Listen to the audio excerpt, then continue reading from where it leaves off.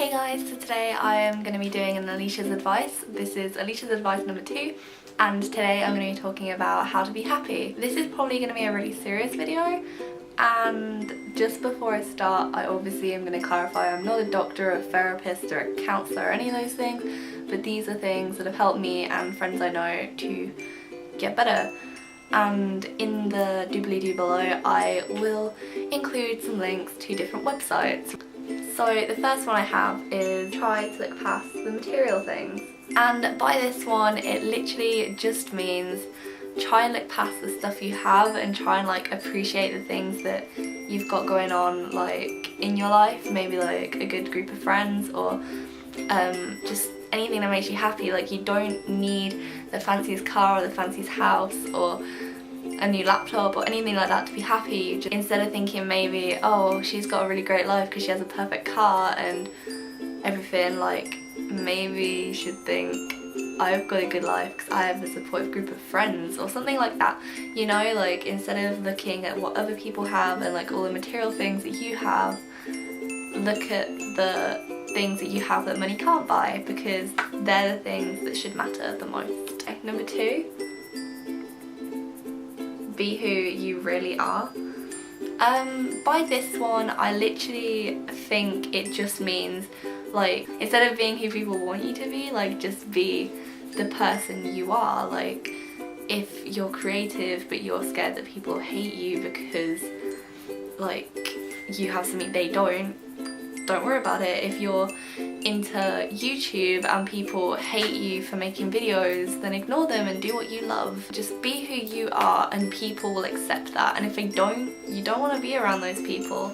And I spent years and years of my school life just trying to be someone that people would like, and then I realised in college that if I'm whoever the hell I am, like whoever I want to be and who I really am, people will accept that and they will be my friend. And because of that I've met the most genuine friends I've ever had, and you've just really got to look past like what people want you to be and you just got to look at what you are, and that's all that matters. If people love you for who you are, then that's great. This one's quite important to me. It's learn to let go of the past. I struggle with this one quite often. I have this problem with letting go of the past, and I like use it against like people and myself, and I always try and remember like stuff that happened like say like 2-3 years ago, and it makes me so miserable. And recently I just learned that sometimes the past is just something you've got to bury, because there's more time in the present that you spend wasted on the past. It's just another day wasted, and then you'll look back at that day and think, remember that day? I spent ages remembering about that day, and you just can't get it back. You just need to learn that the past is the past and you can never change that. Number 4, this one is very important, and if I could just express that, then I would. Stop hating on yourself. I struggle with this one as well. I find that negative vocabulary is very common in this day and age. I find that if you learn to love yourself, then it's easier for you to be more confident around people. I don't think people should hate themselves, because everyone has something that makes them different and everyone has something to love, and you just gotta like find it and love it. Like with yourself you can find something to love, like maybe you have a creative like talent like filming or photography or painting or drawing or writing.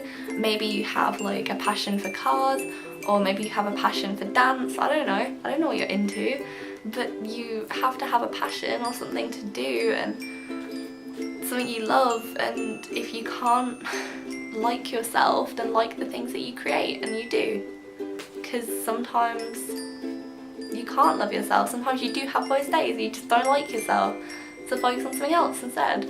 Stop comparing yourself to other people. I'm very good at this one. The more I compare myself to other people, the more I realise that I'm not them. I am myself. I'm my own person and I have my own way of doing things, and you're never going to be the person you see in the street or the person you see on TV or the person you read about in a magazine. You're going to be yourself for the rest of your life, and you can't change that. Like, you can get surgery on your face and your body and change your hair colour and change the way you dress, but you're still yourself, and you always will be. And it makes me sad when people say they want to be someone else, because there's so much in you that you could be and you're just trying to be someone else. Like, don't do that. Don't do that to yourself. Always try and find a way to express yourself. I find that from saying this, quite a few people watching this will be like, I have no talent and no way of expressing myself. I used to think that, and then I found that I'm quite good at filming and picture taking and graphics and stuff.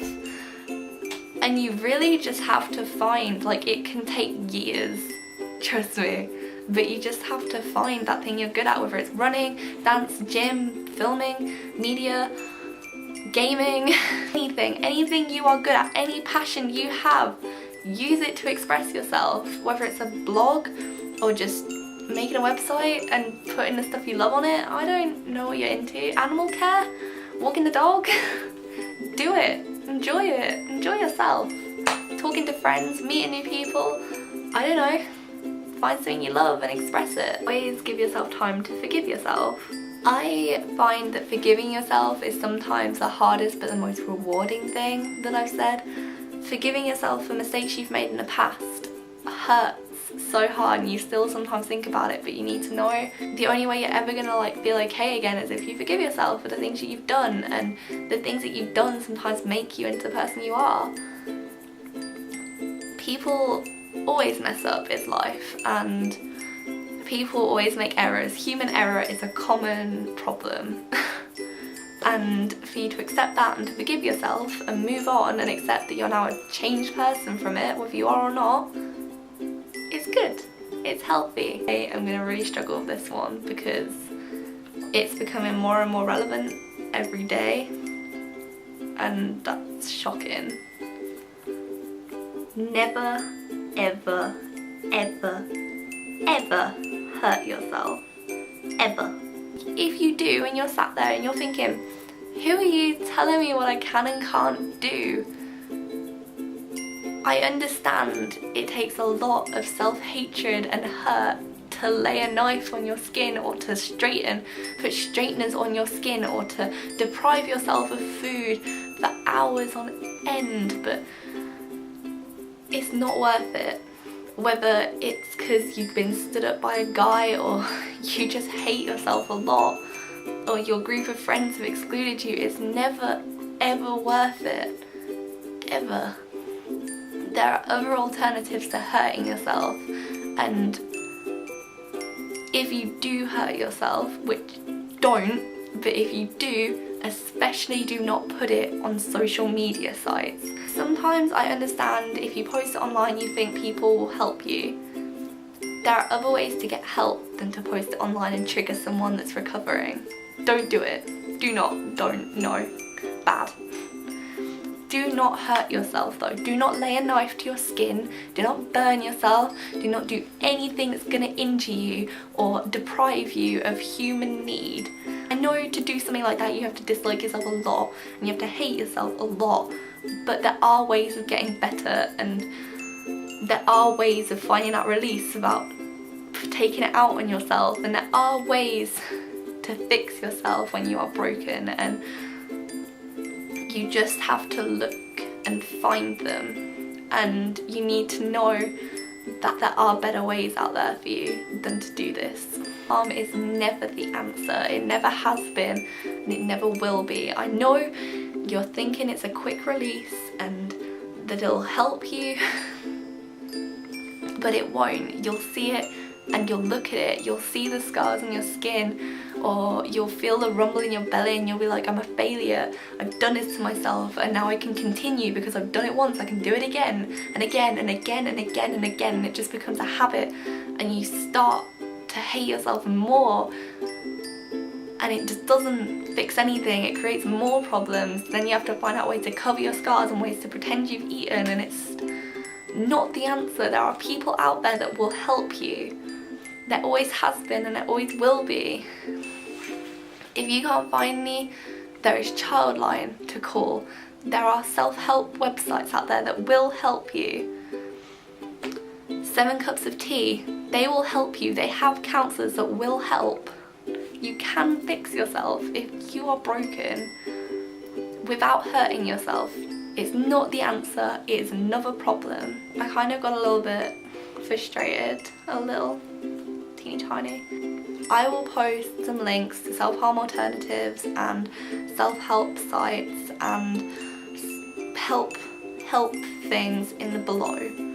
And I just kind of want to end this video with a you can get better. It's not impossible. It can be done, and you just have to believe in yourself and accept yourself to know that. And obviously I know not every day of recovery is going to be the happiest day of your life. I'm not going to end this video with a like, comment, subscribe, because I made this video to help people get happy, and if I did help, then that's good. And I don't want to ask for subscriptions or likes or comments on a self-help video, because I just want people to be happy from this video. So yeah, bye guys.